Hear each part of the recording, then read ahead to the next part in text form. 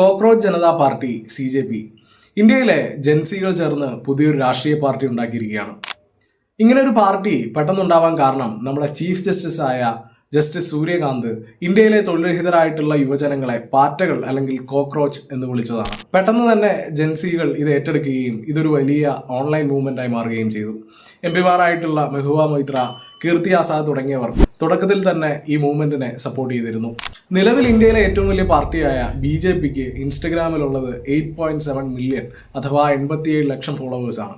പക്ഷേ വെറും 5 ദിവസം കൊണ്ട് കോക്രോച്ച് ജനതാ പാർട്ടിക്കുണ്ടായത് 11 മില്യൺ ആണ്, അതായത് 1 കോടിയിലധികം ഫോളോവേഴ്സ്. ഇനി നമുക്ക് അവരുടെ മാനിഫെസ്റ്റോ ഒന്ന് നോക്കാം. CJP comes in power. No chief justice shall be granted a Rajya seat as a post-retirement award. അതായത് CJP അധികാരത്തിൽ വന്നാൽ ഒരു ചീഫ് ജസ്റ്റിസിനും രാജ്യസഭാ സീറ്റ് പോസ്റ്റ് റിട്ടയർമെന്റ് അവാർഡായി നൽകില്ല.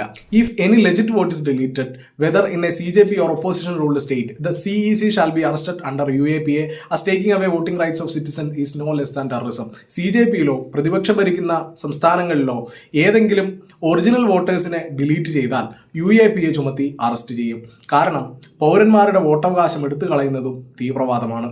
Women shall receive 50% reservation, not 33, without increasing the strength of parliament. Additionally, 50% of all cabinet positions shall be reserved for women.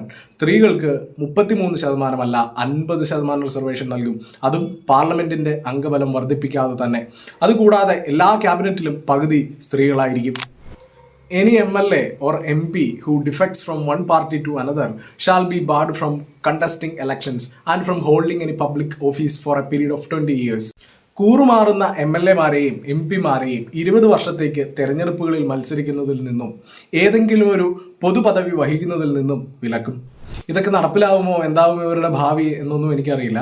ഏതായാലും അവരുടെ വെബ്സൈറ്റിൻ്റെ link ഞാൻ comment ബോക്സിൽ കൊടുത്തിട്ടുണ്ട്. ആ ലിങ്ക് വഴി കയറി താല്പര്യമുണ്ടെങ്കിൽ CJPയിൽ നിങ്ങൾക്കും അംഗത്വം എടുക്കാവുന്നതാണ്. താങ്ക്